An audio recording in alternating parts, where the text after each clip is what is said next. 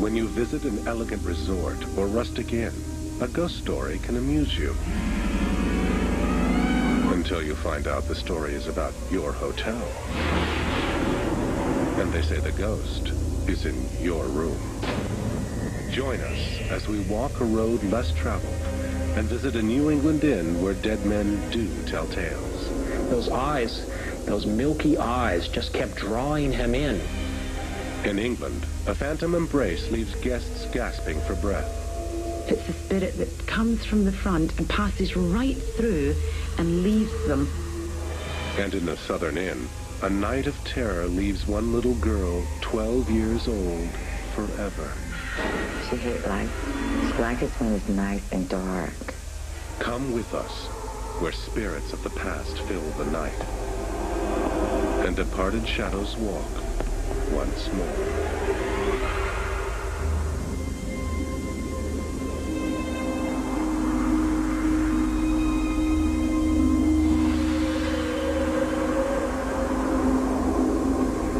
Old cities make for great vacations. With historic homes to visit and cobblestone streets to explore, they are reminders of a time when life was simple. But spend the night in a haunted hotel, and history just might come alive in the most unsettling ways.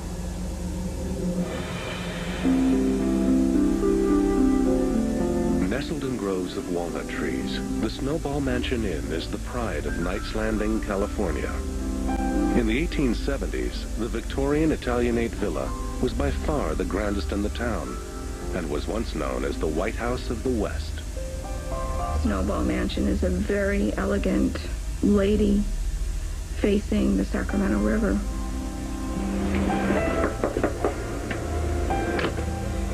Just 1.5 hours from San Francisco, guests enter the doors of this former family home and find not much has changed. All the furnishings are just as they once were during Victorian times. Do you ever tell that tree? We tried to make a guest feel that they were stepping back in time. Built to last, the mansion was constructed entirely of mud bricks drawn from the property. The mud was taken from the river, and it took 5 years for all the bricks to be made. Even the interior walls are brick. Today, a layer of plaster coats the sturdy brick walls. Walls made to last the centuries. Walls that once muffled a cry that echoes through the ages. We've had, people just kind of stare in disbelief, asking, what is that?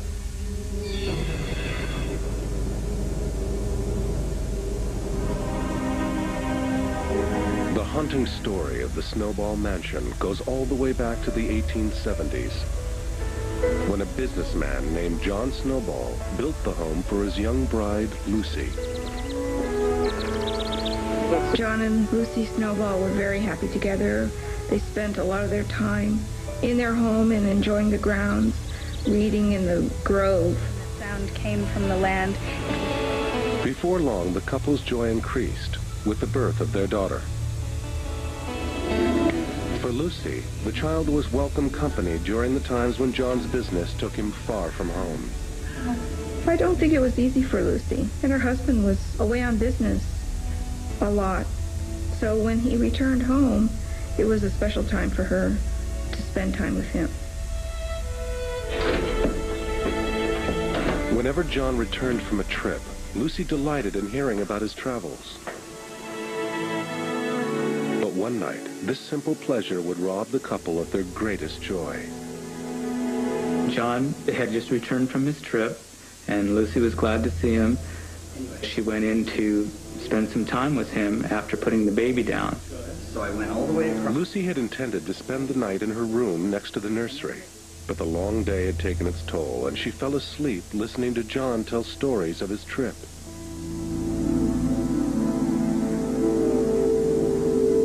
Lucy slept peacefully, never dreaming of the dangers that the night held for her child. The walls being brick, they're very well insulated, so noise does not travel in a brick house.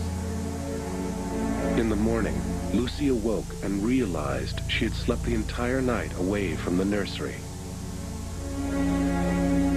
She immediately ran to check on the baby. But the very bricks on which John and Lucy's happiness was built, that night had muffled the cries of their child in the nursery. That's where she found the baby. John! And the baby was not breathing. The child had died in the night. When Lucy found her child dead, she was devastated. She blamed herself for not being in her room to hear the baby. Lucy laid her daughter to rest, but not her grief.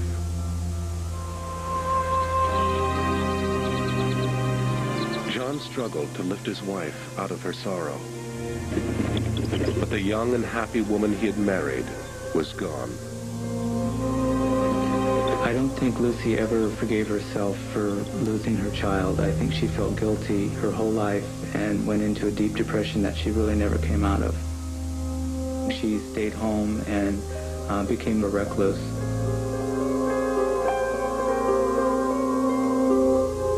Though she lived into her 70s, Lucy Snowball took her grief with her to the grave. She never was the same after her baby died. But according to some, even death could not bring the peace that Lucy longed for. And since her passing, locals have looked on her home in a different light. All the children in Knight's Landing think it's the haunted house.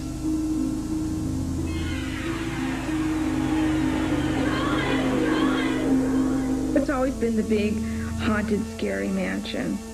Even the current owners, who have converted the home to a bed and breakfast, feel there is much more to the mansion than meets the eye. The oddest feelings is when windows rattle. It's common for the windows of old houses to rattle in the wind. But at Snowball Mansion, the pattern is most uncommon. The windows will start rattling one at a time upstairs, and they'll go across the front of the house, down the house, to the front door, and around the side of the house.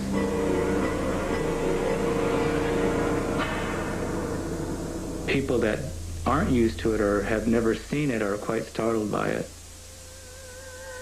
These eerie incidents have alarmed many a guest. But those who hear Lucy's sad tale believe they know the reason behind the shuddering windows. I've seen sometimes that Lucy attempts to waken guests so that they can check on their family to prevent maybe another tragedy.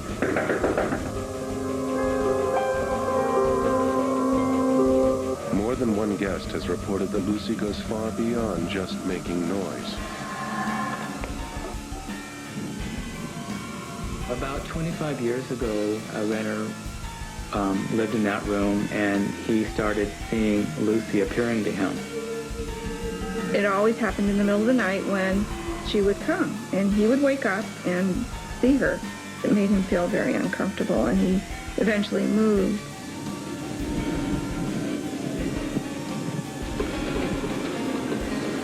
Recent bed and breakfast guests say they have spotted Lucy eerily going about her motherly duties of old. A guest told us that Lucy's ghost had come through the wall where a doorway leading into the nursery had once been. Could it be that in death, as in life, Lucy still wanders the halls of her mansion, seeking to prevent a tragedy long past? I believe Lucy is still in the house because she has never really gotten over the loss of her child. She is still roaming these 3 rooms. On most nights, guests sense Lucy's spirit is veiled in sorrow.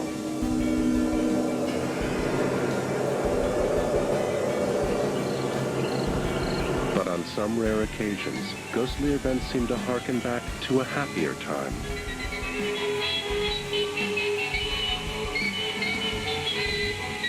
There's been reports from some of our guests that they've heard old-fashioned music coming from the old ballroom upstairs.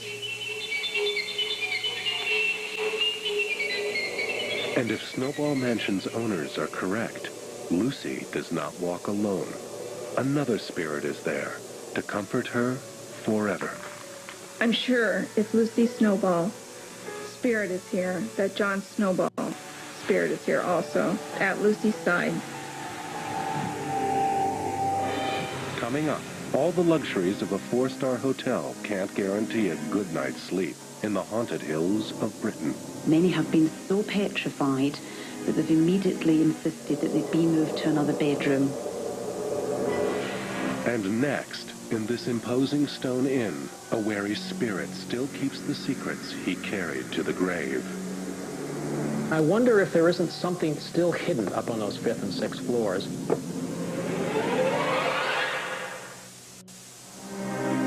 The past permeates haunted hotels. And though travelers seek peaceful sleep, troubled spirits are never at rest.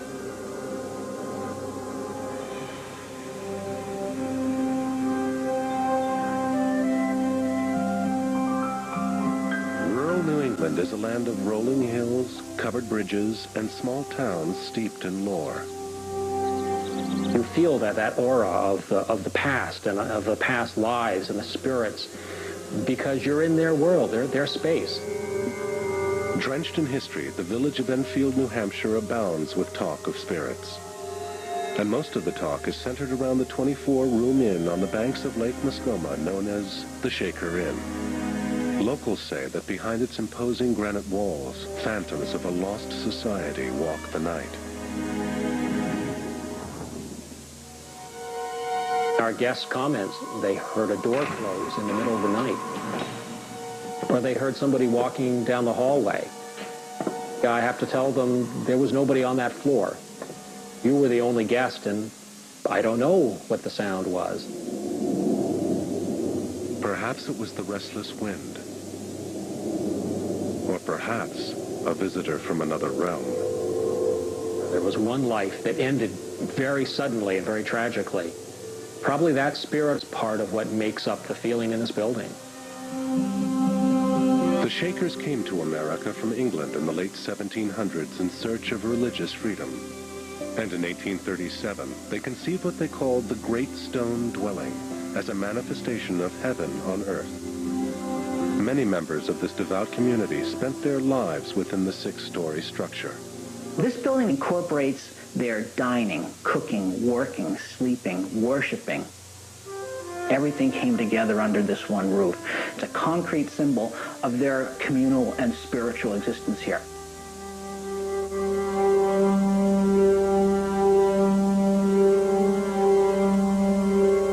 Long ago, in the dwelling's great meeting hall, the Shakers performed ceremonies set to call forth spirits from beyond.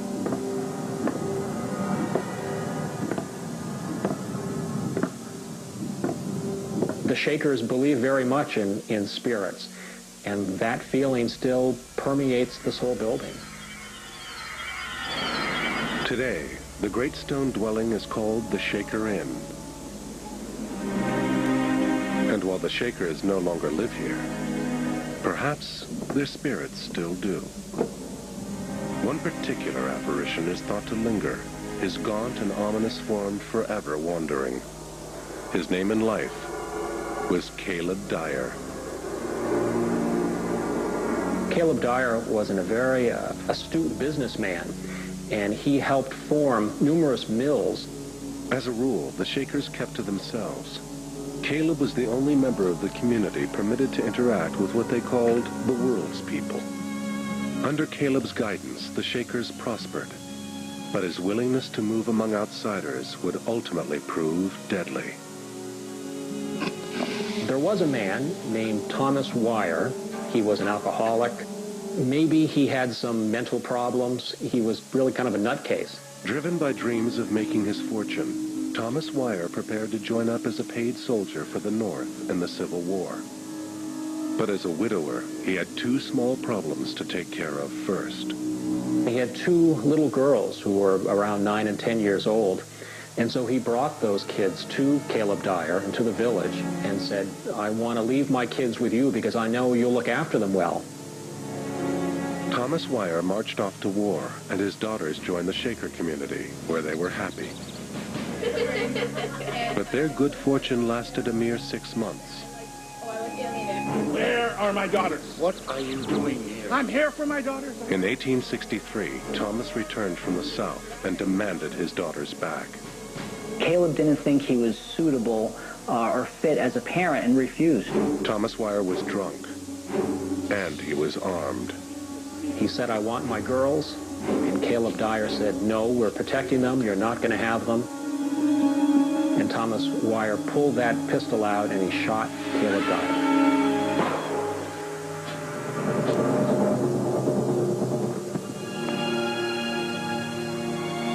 The bullet in Caleb's back killed more than just a man. It led to the downfall of the entire Shaker community. This village was totally dependent on its dealings with the outside world on Caleb Dyer. Today, the Shaker Inn houses visitors seeking the tranquil countryside, and also those fascinated by Shaker history. One of the neat things about coming to stay here is that these old Shaker dwelling rooms, in any other village, you'd be looking at them as an exhibit. There'd be a little velvet rope across the door. And here you actually get to stay in the rooms and hang your clothes on the pegs and use the beautiful built-ins.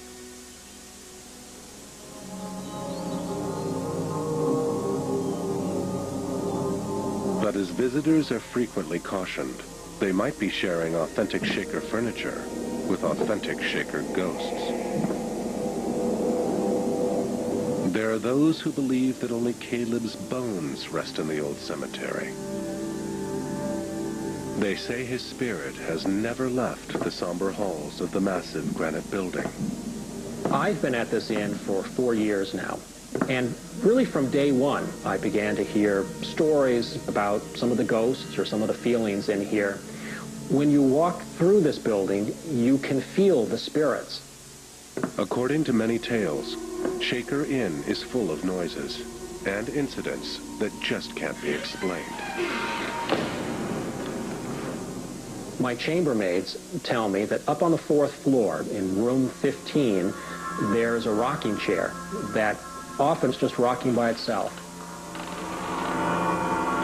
And there is no wind coming through the building. There will be no guests in the house. And I can't explain it. It's just that one room.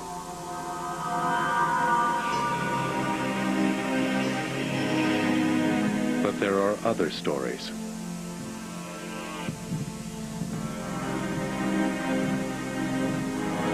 Stories that recount impossible events in other parts of the hotel.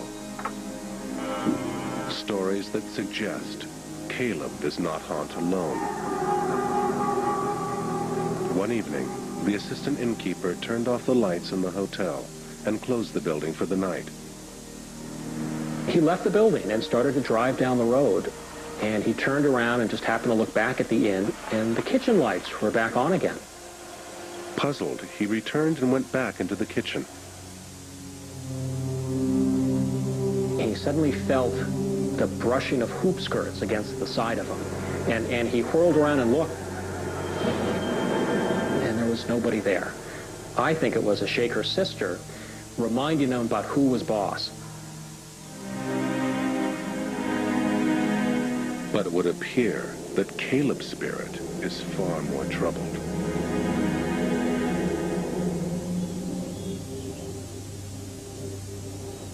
One day, a friend of the innkeeper decided to explore the upper floors of the inn.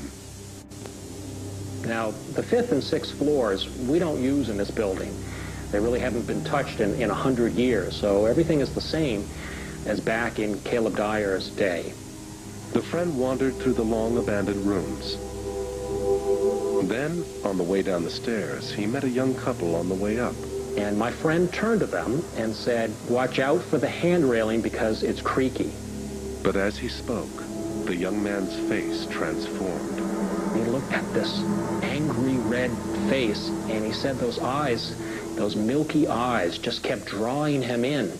And at that point, he had to leave the building.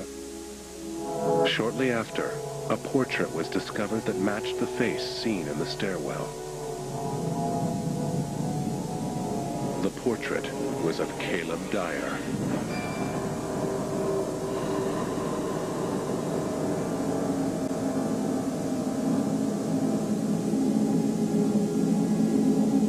I just wonder if there's something that Caleb Dyer doesn't want us to find up there. Caleb's responsibility was everybody and everything. And it could well be that his spirit just can't leave here because of that. There's just so much more that he needed to accomplish. Coming up, at this California retreat, a former model is eternally ready for her close-up. If there's a photo shoot happening, I'm sure she's coming out for it. I'm sure she wouldn't miss it. And when we return, in this British inn, nights of passion lead to a violent death, and a spirit from the past that rises to wander the present. Spirits and specters make no distinctions. From tiny coaching inns to grand palaces, haunted hotels are full of eerie tales from long ago.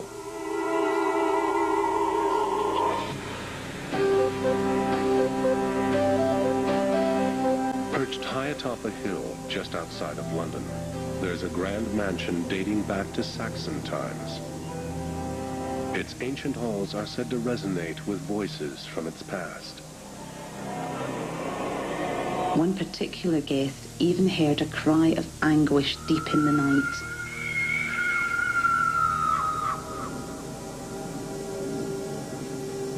On the surface, the name Le Meridian Selsden Park Hotel and Golf Course doesn't suggest anything paranormal. But even with its modern touches, Selsden's history has not been forgotten. As you walk through the hotel, you can really feel the atmosphere, the years of private ownership. There's history seeping from almost every wall.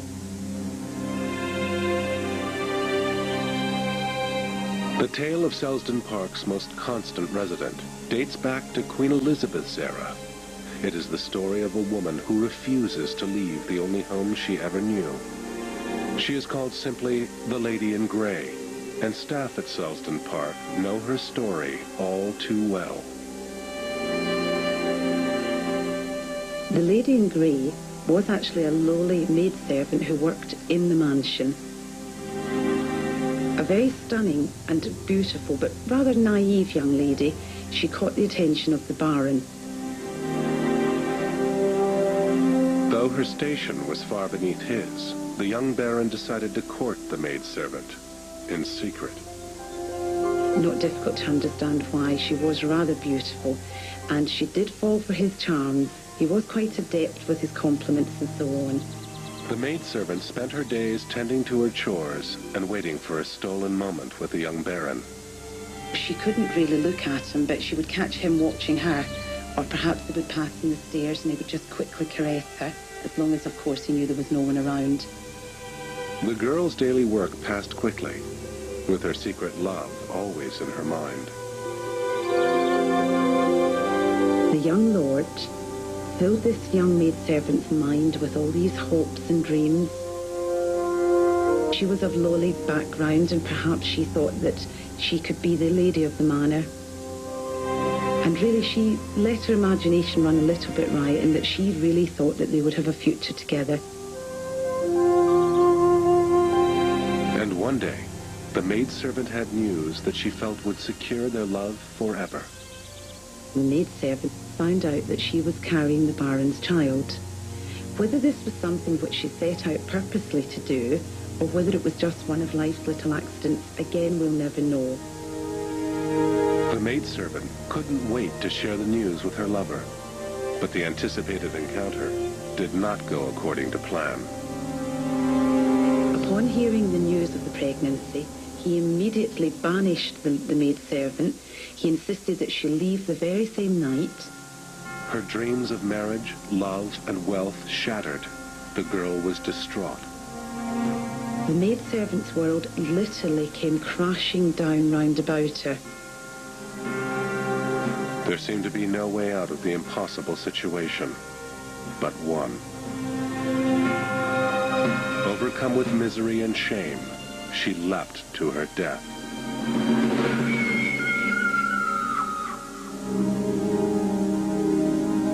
Thereafter, life in the mansion really went back to normal, and although sad to say, the maidservant was quickly forgotten. But according to guests and staff, and stories that have been passed down for 500 years, the Lady in Grey has never really left. Various visitors to the house felt a presence, and many actually saw the figure of the young maidservant, dressed in her normal garb, which was long flowing grey clothes. She quickly became known as the Lady in Grey. Guests have seen an actual figure, an outline, standing in the room, or even for one guest sitting at the end of the bed.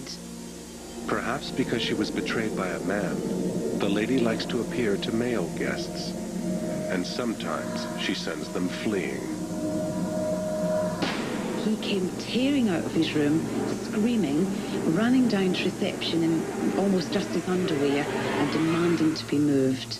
He would not go back into that room under any circumstances. Guest accounts say the Lady in Grey comes in all forms. At times, her unearthly cold can chill a room. It's simply been an icy chill, which they felt just enveloping their entire body. Guests have reported seeing, feeling, and even hearing the Lady in Grey. One particular guest even heard a cry of anguish deep in the night, which we can only assume is the cry she uttered immediately before she leapt to her death. Simply by travelling through the hotel, you can experience the sounds, the smells, and the appearance of all the tradition and the history. And if you're lucky to, perhaps you'll have a sighting of the Lady in Grey. Coming up, a romantic night in this desert oasis takes a frightening turn when a model who lost her life and love pays a visit. And next, small eyes follow you everywhere in this southern mansion. Your hair rise on your arm and on your back, and you know she's there. A door slams. The lights flicker. It could be a gust of wind and faulty electrics. But if you're spending the night in a haunted hotel, it could be much, much more.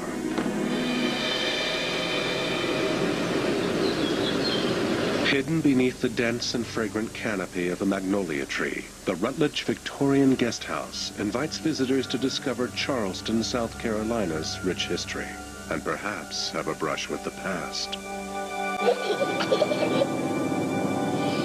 I can feel her, like, right behind me.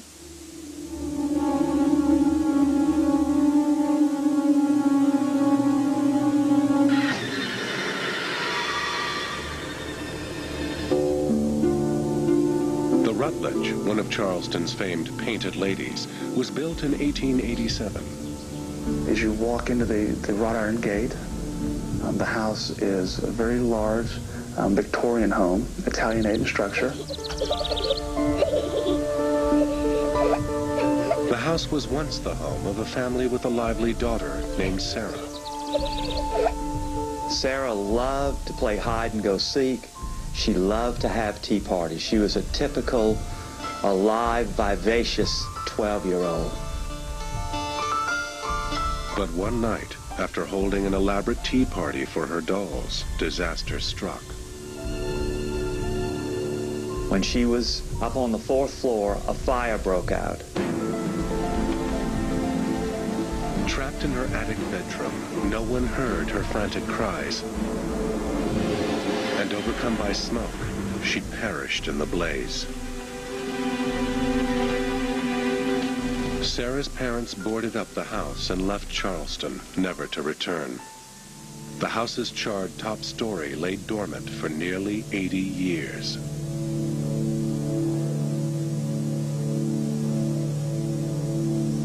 Then, in the mid-1980s, the home was converted to an inn.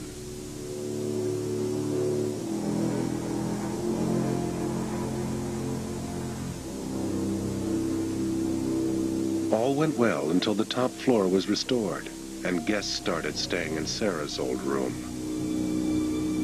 Your hair rise on your arm and on your back, and you know she's there. Soon after Sarah's room was opened for guests, one couple related a shocking story. The wife was sleeping, and the pillow was under her head, and all of a sudden, the pillow was pulled out from under her. She really thought it must be her husband. So she put the pillow back, and then moments later, the pillow was pulled out again. Now she knew it was her husband. So she looked over, and there he was, fast asleep. Who pulled that pillow?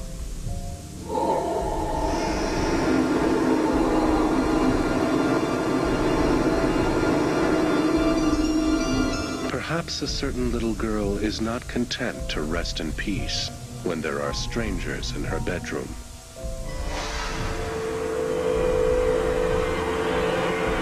The staff has noticed that two things seem to bother Sarah's playful spirit: light and heat. She'll turn the lights off on them, and she'll turn them back on. And they'll come downstairs, and they'll go, "Miss Martha, the light went off, and it came back on."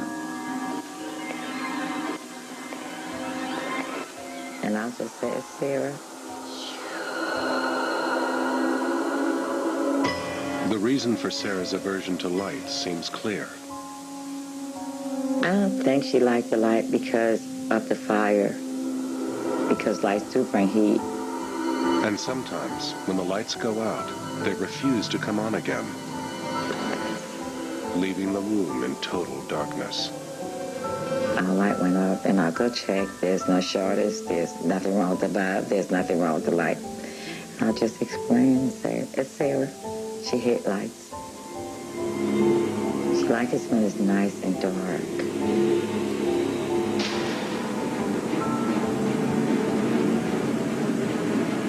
Late at night, as guests retire up the stairs to Sarah's suite, they say they glimpse a small set of eyes peering at them through the bedroom window overlooking the stairs. Or we've had some guests that have thought they've seen someone looking out the window. But guests and staff say you don't have to see Sarah to know she's there. Her lingering presence fills other senses, and the sweet scent of magnolia that wafts through the southern breeze disappears when Sarah comes out to play.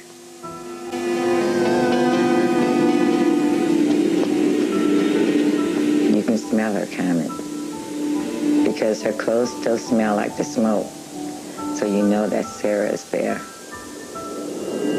Rutledge's staff believes the only time Sarah's fiery spirit is appeased is when the sweet sound of gospel music permeates the halls of her old home.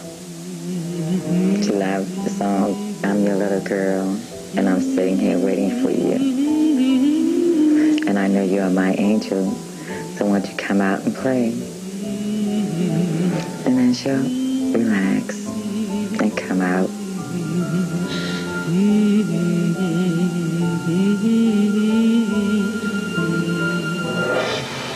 When we return, a passionate soul is left behind when her torrid affair ends far too soon.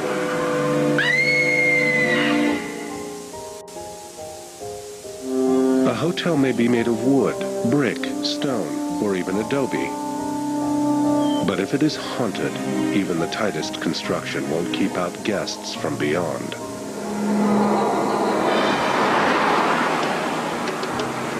Korakia Pensione has been an oasis in the desert of Palm Springs, California since it was built in 1924.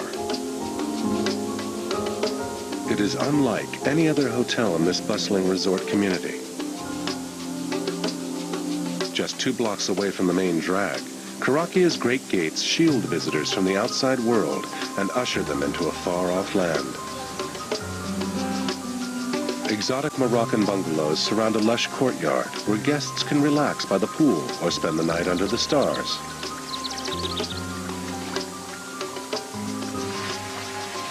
But as they unwind, they start to notice a strange feeling in the air. wonder just what might be stirring within the whitewashed walls of Korakia. Today, Karakia's exotic grounds, Mediterranean pools, and Eastern-style rooms are often chosen by photographers as the backdrop for fashion shoots. We're still going strong with photo shoots. It's a beautiful place. It just is a place that's conducive for photos. But whenever models arrive and the cameras come out, it seems a mysterious presence is standing by. Those who know Karakia's story feel the presence could only be one person. She was sort of the belle of the ball. She was the dame of the house. Back in the 1930s, she was a young painter's model named Gertrude. Gertrude married an artist named Gordon Coutts, who had spent his younger years working in Morocco. Coutts wanted to share his passion for this exotic land with his wife, so without leaving California, he brought Morocco to her. This was a labor of love, for it to be her castle where she could reign. But Gertrude's happiness was shattered when her husband suddenly died, leaving her all alone in the home where their romance and passion once thrived. Gertrude was left a widow at a very young age, but she found a second chance at love when a close friend of her late husband's paid a visit to comfort her. John Lavery came to console Gertrude, and they ended up falling in love and had another torrid affair. Laverly, a well-known painter, loved Gertrude to distraction. A new chapter in her life began, and romance came alive at Karakia. You have that romantic painter energy, and then you have Gertrude, and you can imagine that they both really thrived here. The couple would often entertain their friends, the artists and writers of the day, on Karakia's lovely grounds. And one night, John and Gertrude gathered their friends around them for a celebration that was to surpass them all. The evening wore on, with the party guests never suspecting that tonight would be their last soiree at Karakia. As the champagne flowed, Gertrude looked up to meet her lover's eyes, but could not find them. She set out to look for him and stepped away from the party forever. She was somebody that liked to entertain, and unfortunately it came to an end.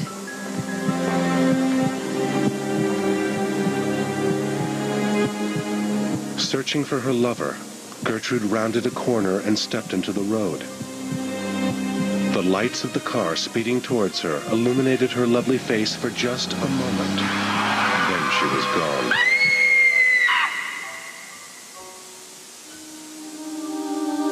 When Gertrude's life ended so violently, the spirit of Karakia died with her.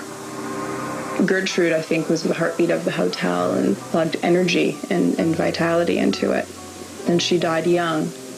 The actual building was in solitude for a while.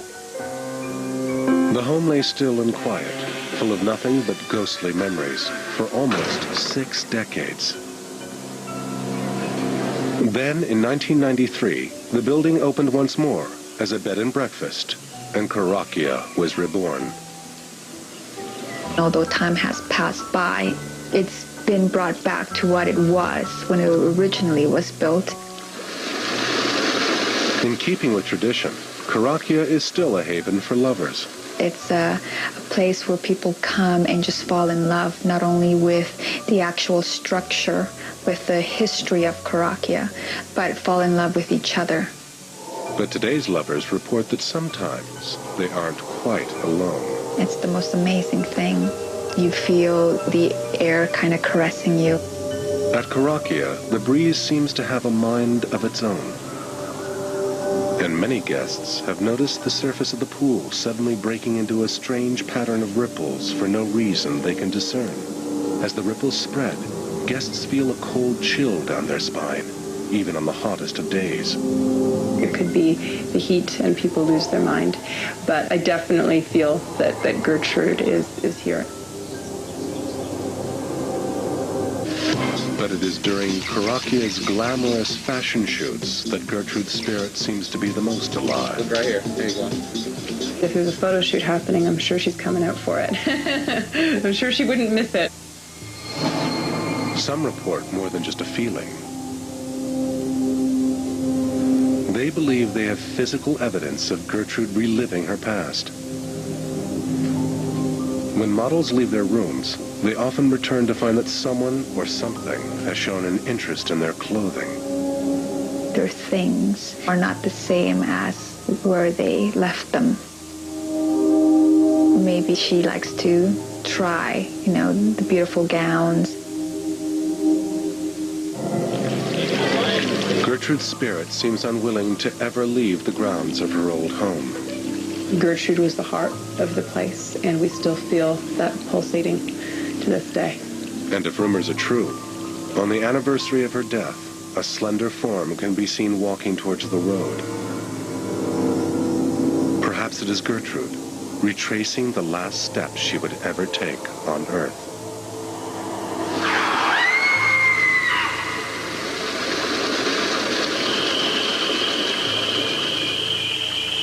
It's a magical place. It's a mysterious place.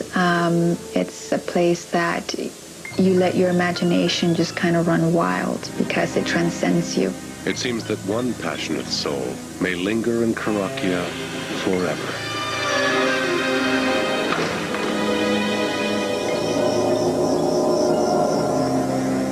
The tales of those who lived and died long ago add character to a hotel and bring its history to life. So next time you spend the night in an old hotel and noises echo when the sun goes down, don't be frightened. It's probably just the wind. But you might want to sleep with a light on, just in case. This is just a reminder to subscribe to enjoy our growing collection of paranormal content. Don't forget to like your favorite episode and ring the bell to be notified of new content. As always, thanks for watching.